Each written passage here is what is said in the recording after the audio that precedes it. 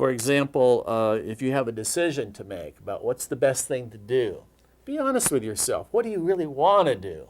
What are you afraid you would be told would be the right thing? You know, like what's your worst case scenario here? So you lay it out on the table, get everything out on the table. This is what my hopes are. These are what my fears are.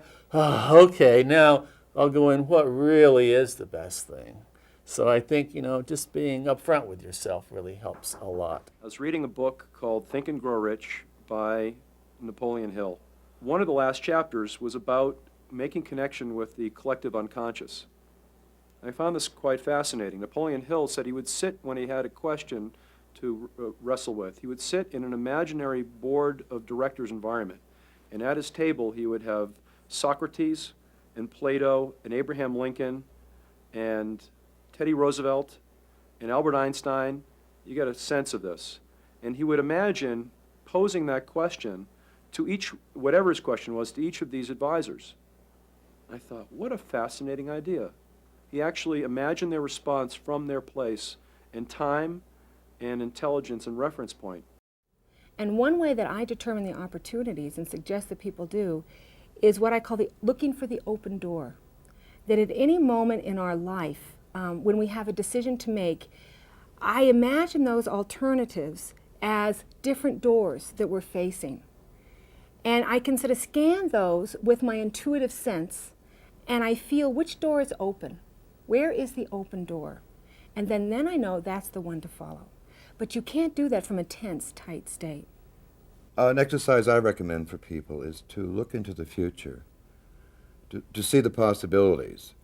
And you might play with various choices. Say, well, suppose I stay in New Jersey.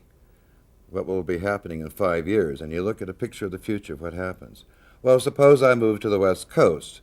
What will be happening with that alternative future? And the information is conveyed not only in the pictures themselves, but also in the gut feeling. If it makes you kind of anxious and insecure, that's not the one that's going to work. If it makes you feel really great and excited and, like you're just about to place a winning bet on the roulette table, that's the one to go for. Intuition functions similarly to our memory. What happens when you lose your keys and you're trying to find them? If you get upset and tense, do you find them? No, you never get there. What do you have to do? You have to relax and let go. And then you can go right to the place where you left your keys. Well, intuition works in the same way. When you have a problem, a decision you have to make right there, if you get tense about it and tight, you're not going to know the answer. You have to relax and let go and come back into being present with yourself.